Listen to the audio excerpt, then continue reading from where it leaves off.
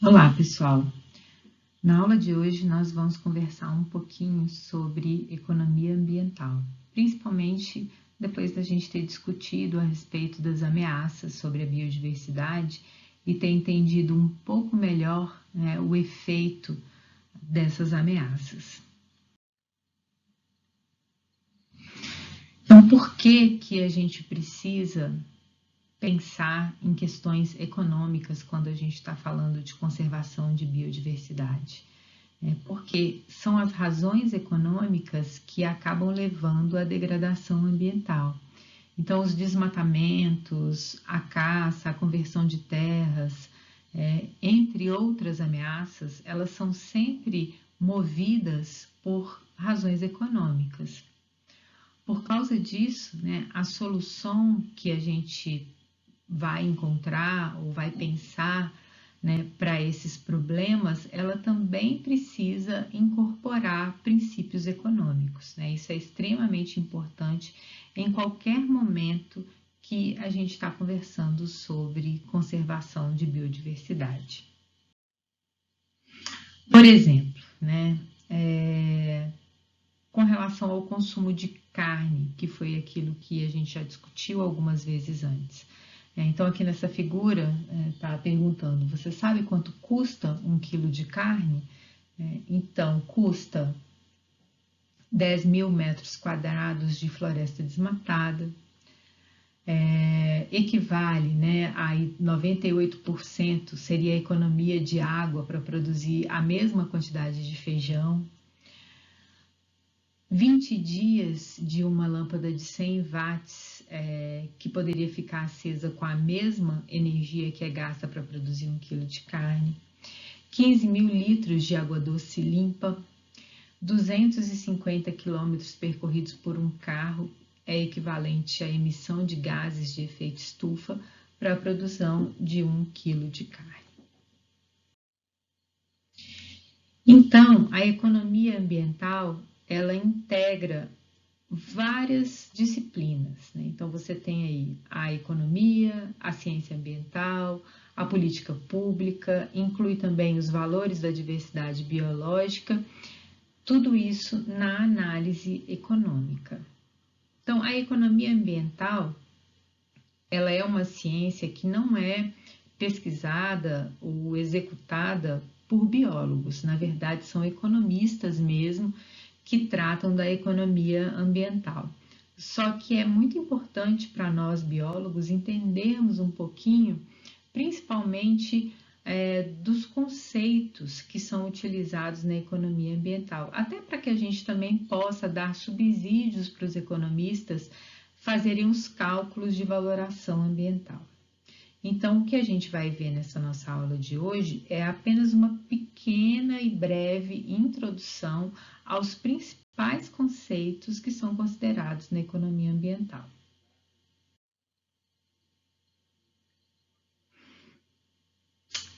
Então, para que a gente tenha, né, uma boa justificativa aí para a conservação e para convencimento dos tomadores de decisão, né, que são aqueles que vão decidir realmente as alterações nas políticas ou então que vão mudar de ideia com relação à utilização de alguma área, a gente precisa sempre ter uma justificativa econômica.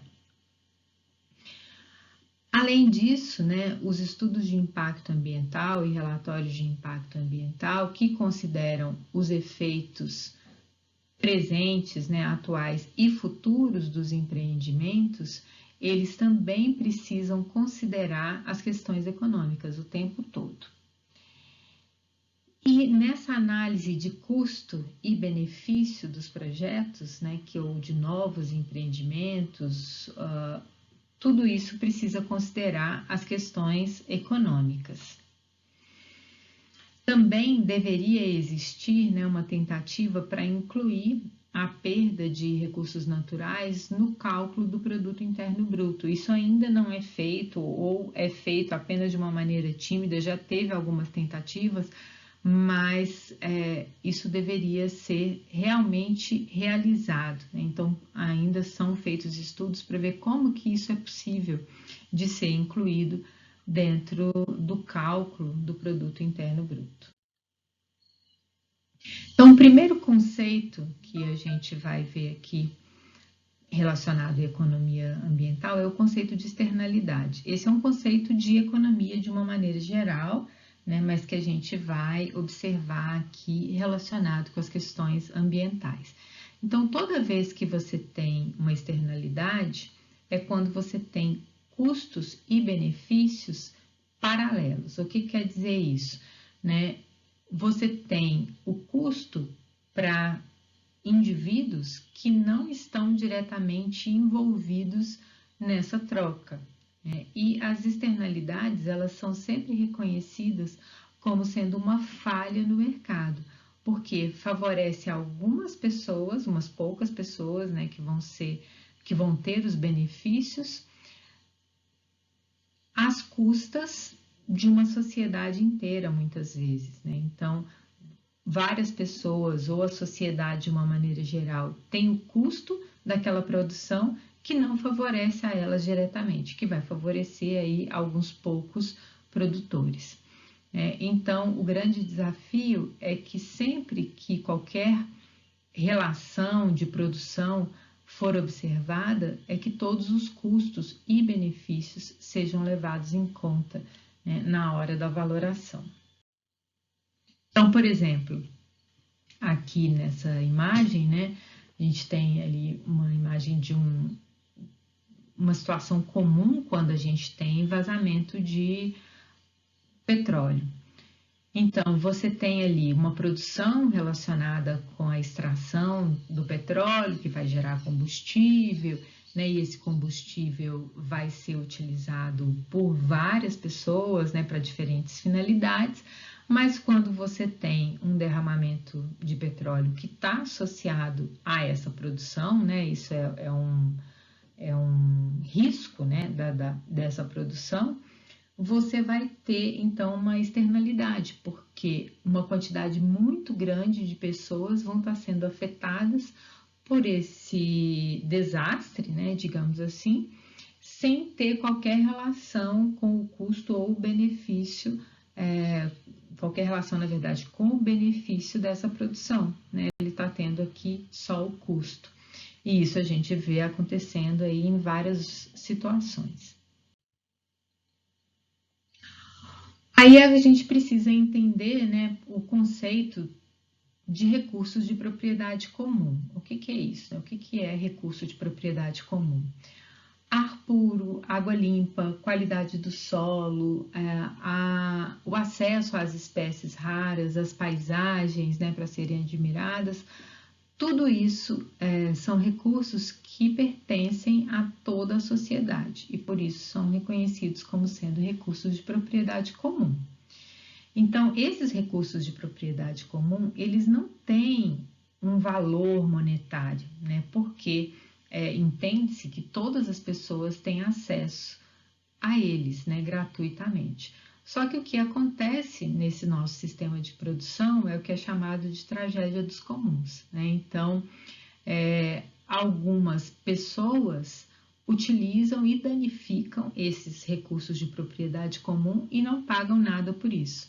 E o que acaba acontecendo é que, se algumas pessoas estão se beneficiando em excesso, outras estão deixando de se beneficiar desses recursos, porque afinal de contas os recursos são finitos, né? Eles não são infinitos, a gente só tem um planeta, né? Lembrando.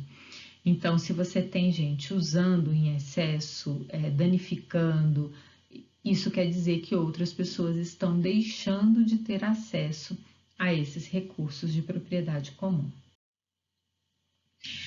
Então, no ano passado, teve uma grande discussão, por exemplo, a respeito da questão da privatização da água no Brasil. Então, não sei se vocês se lembram disso, né? Mas existia aí uma força, né, a respeito da aprovação de uma nova legislação no setor de saneamento para criar um mercado de água. Só que a água é um recurso de propriedade comum e ela não deveria ser privatizada, né? Isso pode causar diversos problemas, né? Principalmente com a privatização das estatais que atuam nesse setor de saneamento, né? Se você não tiver aí o governo ajudando nesse controle, se as estatais elas vão ser privatizadas e vão se tornar aí como sendo aí, propriedade, né, de outras pessoas, é difícil você manter a água como sendo um recurso de propriedade comum. A gente também fala, né, de valores diretos e indiretos, né? Os valores diretos estão relacionados aos bens privados. Então, o valor direto a gente dá aqueles produtos que são obtidos pelas pessoas. Já os valores indiretos estão relacionados com os bens públicos, por exemplo, aqueles benefícios que são fornecidos pela biodiversidade e que não implicam em destruição do recurso, como o que a gente chama de serviços ambientais, né, ou serviços ecossistêmicos, que são os serviços que nos são prestados, fornecidos pela biodiversidade. Então, esses serviços, eles têm um valor indireto e eles são considerados como bens públicos. Então, dentro daqueles valores econômicos diretos, né, que são para os bens privados, aí nós temos o valor de consumo, que é dado para aquelas mercadorias que são consumidas internamente, e o valor produtivo, que é o valor que é dado para aqueles produtos que são vendidos nos mercados. Então, o valor de consumo, né, pode ser dado para diferentes tipos de produtos, como, por exemplo, lenha, caça, pesca, produtos não madeireiros, medicamentos tradicionais, que são consumidos diretamente pelas pessoas, né, que elas retiram diretamente, que não são necessariamente comercializados, né, que as pessoas extraem diretamente e consomem. Para que se dê um valor para esse tipo de produto, né, é considerada a quantidade de pessoas que tem que pagar para comprar produtos equivalentes a esses no mercado. Já o valor produtivo é o valor que vai ser atribuído aos produtos que são extraídos do ambiente e que são vendidos, seja no comércio nacional ou internacional. Os produtos são os mesmos, tá? Daqueles do valor de consumo. Só que agora a gente está considerando esses produtos circulando no mercado e não sendo consumidos diretamente. Então, vale aí os mesmos produtos, né? Lenha, madeira para construção, peixes, frutos do mar, carne, pele de animais silvestres, frutas, etc. Também nesse valor produtivo é considerado o potencial que eles têm para fornecer novas possibilidades para a indústria, para a agricultura e para o melhoramento genético de espécies cultivadas, e também aqueles que se prestam para controle biológico ou que servem para novos medicamentos. Então, aqui a gente tem alguns valores da biodiversidade terrestre, águas interiores, costeiras, no biocomércio, né? Então, aqui você tem aí os valores que são dados para esses produtos. Então, por exemplo, a indústria do turismo da África Meridional, que depende da vida silvestre, foi estimada no ano 2000 em 3,6 bilhões de dólares. Óleos essenciais e oleaginosas, 717 milhões de dólares. A pesca mundial, por exemplo, que emprega cerca de 200 milhões de pessoas, tem então seu valor estimado em 82 bilhões de dólares. E assim por diante, né? Então a gente tem aqui, por exemplo, plantas medicinais e seus derivados, borracha, látex e resinas que são extraídas naturalmente. Então tudo isso tem um valor, né? É o que a gente chama de valoração ambiental. Já os valores econômicos indiretos, né, que são destinados aos serviços ambientais, como a gente comentou, ou serviços ecossistêmicos, né, destinados então aos aspectos da diversidade biológica, tais como os processos ambientais e serviços proporcionados pelos ecossistemas que propiciam benefícios econômicos, sem terem que ser colhidos e destruídos durante o seu uso. Então, aqui, por exemplo, nessas imagens, né, nós temos aqui exemplos de animais polinizadores, né, desde insetos, mamíferos até aves. Então, nesse caso, né, esses animais aqui, eles estão prestando um serviço, que é o serviço de polinização, que a gente tem acesso direto a esse serviço, sem ter que retirar esses animais da natureza ou prendê-los, né, ou extrair, seja de qual forma for.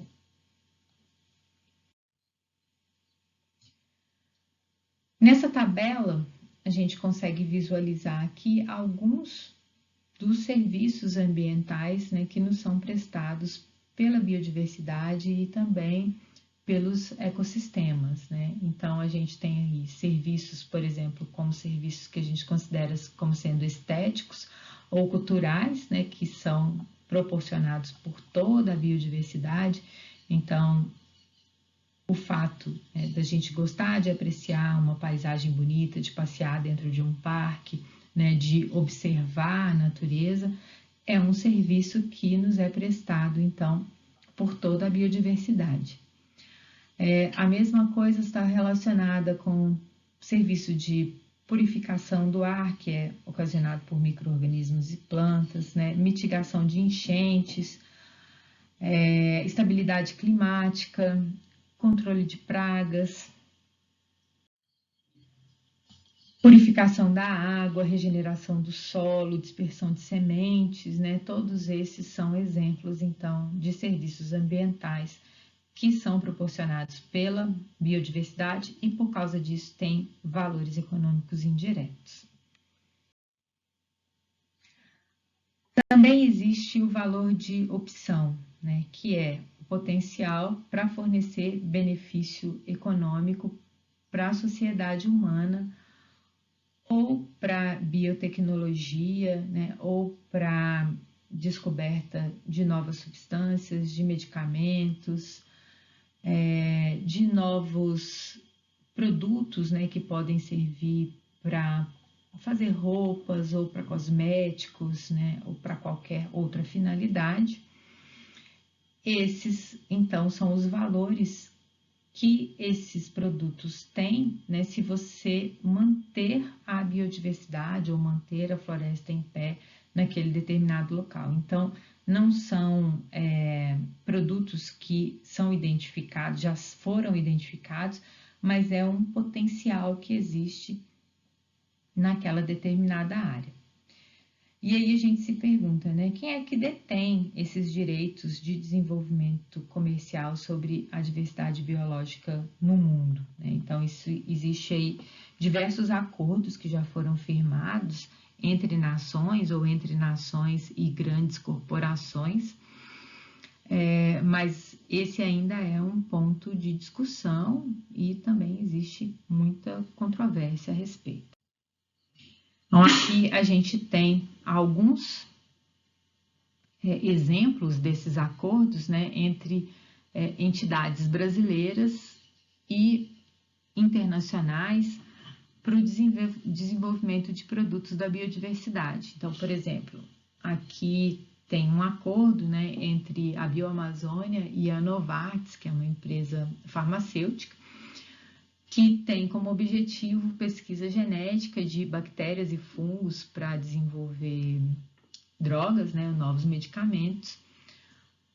E o valor que está envolvido nesse acordo é de 4 milhões de dólares em 3 anos. Né? E aqui a gente tem algumas instituições brasileiras que estão envolvidas nesse acordo. Então, aqui a gente tem tanto instituições de pesquisa e de educação também.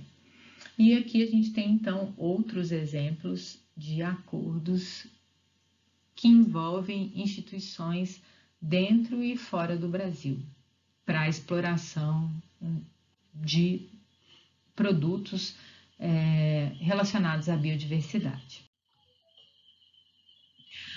A gente também tem o valor de existência, né? Esse valor de existência, normalmente, ele está relacionado com aquelas espécies, né, que têm um apelo emocional para os seres humanos, né? Então, normalmente, é o que a gente chama de espécies carismáticas, né, que são aquelas espécies que são consideradas bonitinhas, fofinhas, né? Ou então, aquelas áreas que têm um apelo de paisagem, que tem beleza natural e que as pessoas querem que essas áreas continuem existindo, né, para que a gente possa apreciar. Então, esse é o valor de existência. E com esse valor de existência, também é o que a gente utiliza para as estratégias guarda-chuva, né? Então, a partir, por exemplo, daqueles recursos, né, que a gente consegue para a conservação de espécies carismáticas, como peixe-boi, urso-panda, mico-leão-dourado, a gente consegue, com esses recursos, abranger aí uma grande quantidade de outras espécies que vão se beneficiar também. Aquelas espécies que vivem na mesma área, né, ou que têm necessidades semelhantes e que vão ser favorecidas por essas estratégias, né, por aquilo que se consegue para a conservação dessas espécies carismáticas. Então, esse valor de existência ele é medido a partir da quantidade de pessoas que desejam pagar para proteger essas espécies. E com isso, a gente encerra, então, esse assunto de hoje.